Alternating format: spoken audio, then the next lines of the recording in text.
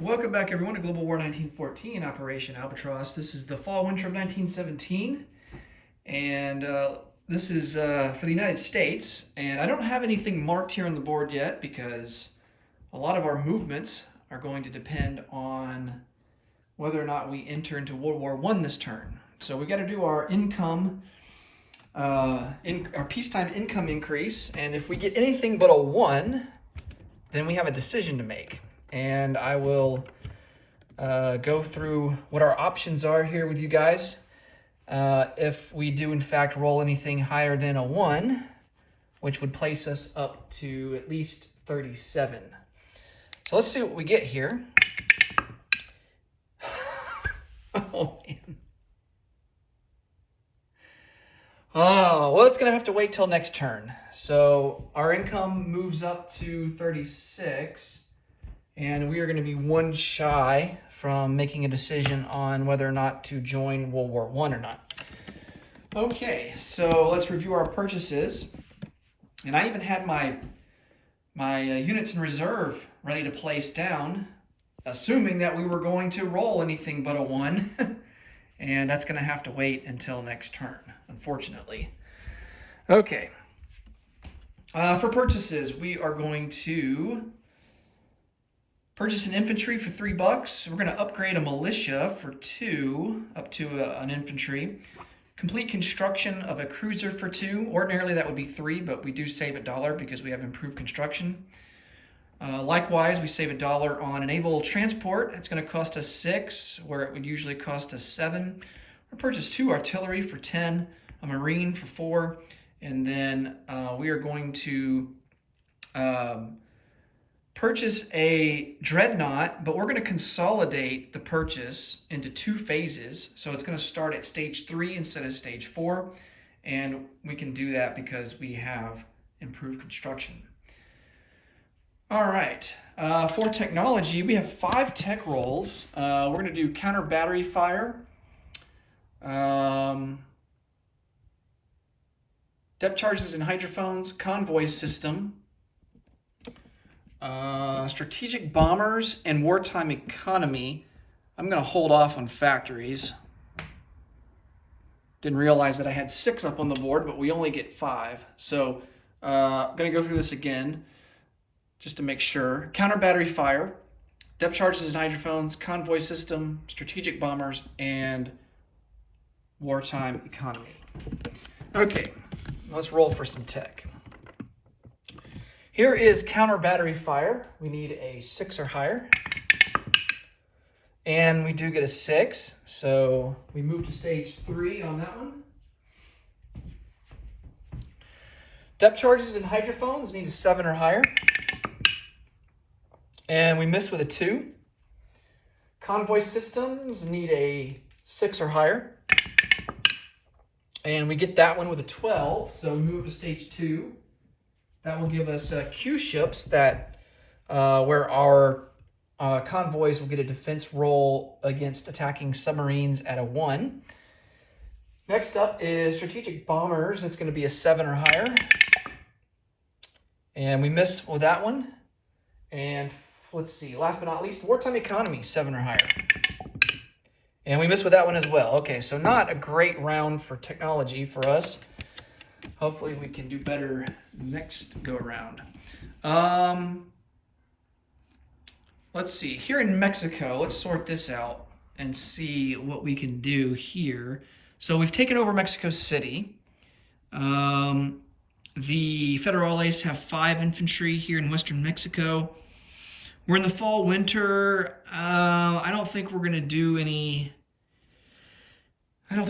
attacks. Let's go ahead and roll for our recruitment for them and get that out of the way before I forget.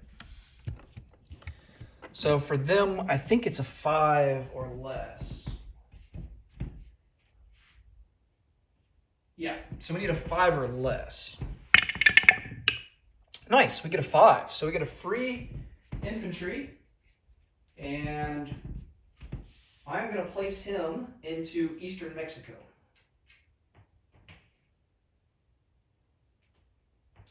So we have 3 infantry now in eastern Mexico. Okay. I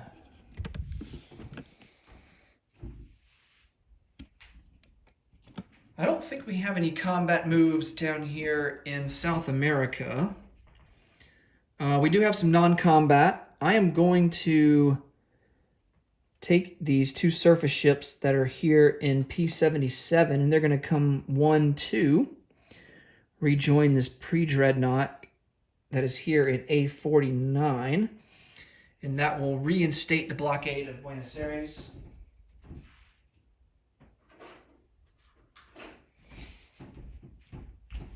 Okay. I think Brazil's got a pretty good handle on the naval aspect of things down here, so I'm going to take the American fleet that's here in A47 and move them up 2 spaces, try to get them back with the main battle fleet that's up there off New York City. So they're going to go 1 into A45, 2 into A41. So our slowest ship in the fleet, we have 2 of them, and that's 2 pre-dreads. So normally their movement range is only 1, but we're leaving from a major port facility there, so that will boost it up to 2. So we can end up in A41. Let's see what else. Unfortunately, we haven't joined the war, so we can't start shipping those guys over from England into the north of France. But we can continue to siphon guys over the Atlantic from New York City. Okay. We're going to load up this Olympic-class ocean liner with 3... let's see. 3 infantry. And he is going to... We do have 4 strategic naval moves, and that will cost us... This will use up all 4 of them because we have improved logistics. And we're going to move 1, 2, 3, 4 and go into port here in A21 and drop off these 3 infantry. That will give us a total of 6 infantry in the British Midlands. So I'm going to get out a red chip.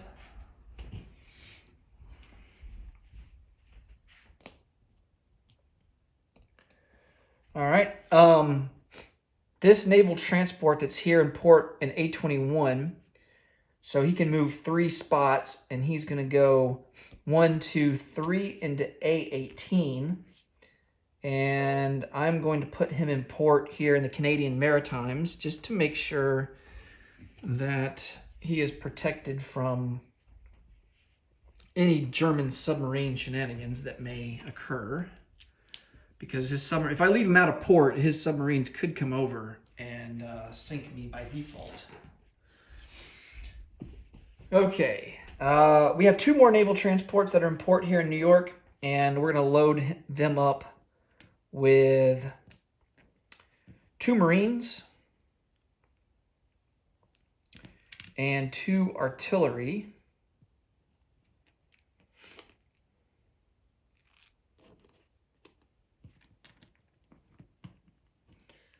And I need to kind of split. We have 4 Marines in New York, so I need to split those up here.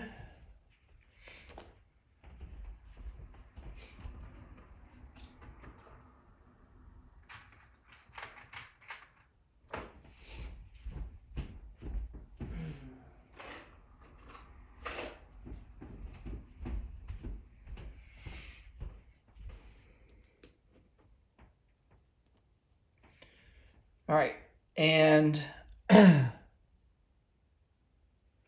they're going to go to the Canadian Maritimes. And now I got to decide if I want to take them all the way across the Atlantic or not.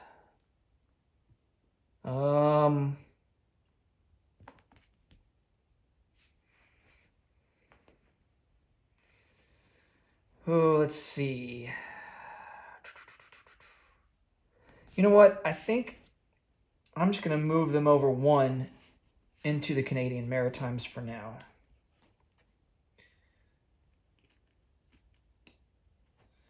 All right.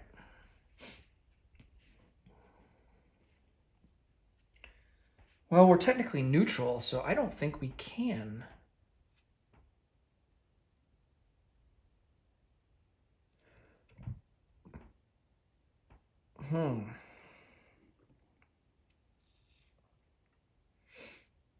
I don't think we're allowed to drop troops off in the Canadian Maritimes. And I think we're only allowed to drop them off in the British Midlands because we're technically still neutral.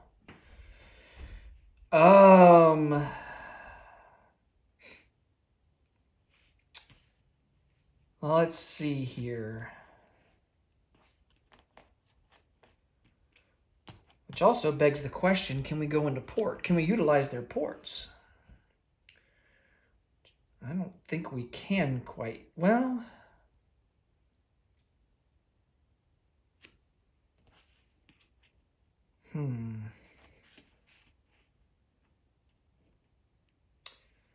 that's an interesting thought. Interesting conundrum.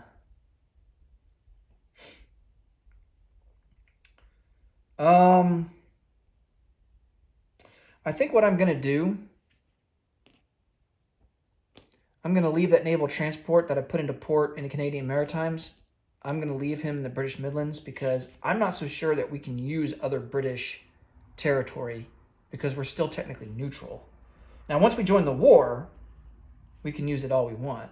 But while we're still neutral, I don't think we can. I think we can only utilize the British Midlands. So I'm going to keep all of these forces in New York City for now. Okay.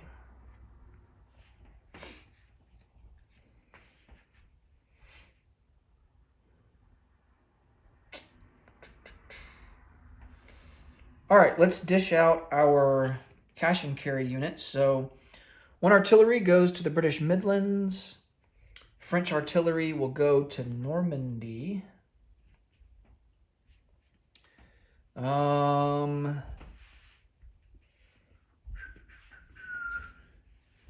Russian artillery goes to Kola, and Italian artillery goes into northern Italy, which I think he has. He's got 5 artillery there, so that gives him 6 to go along with his 6 infantry. Okay. And then I think all that's left to do is to collect some income.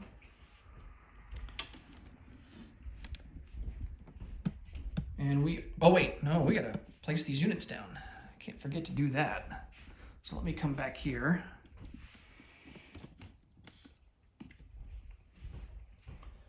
All right, we got a cruiser and a naval transport, and they will all go into port in New York City and be produced there at that factory.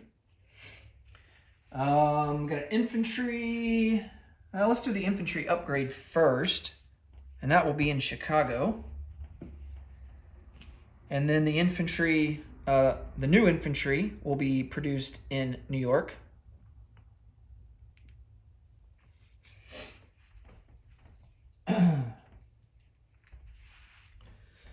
Along with 2 new artillery. So that will give us a total of 4 artillery in New York now.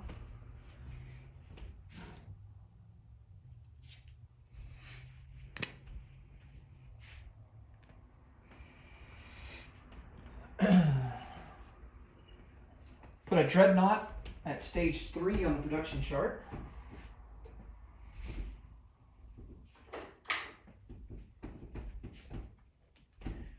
And a U.S. Marine. We still have capacity there in New York, so he will go into New York as well.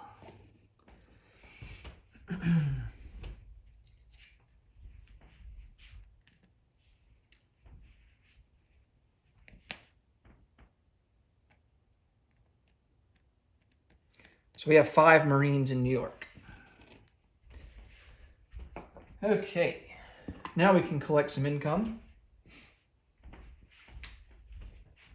And our base is sitting at 36, and so we spent every last dollar that we had in the bank, so we will collect 36 and have 36 for next turn. And that will do it for the United States. Next up will be China. Thanks so much for watching. Until next time, take it easy. Bye for now.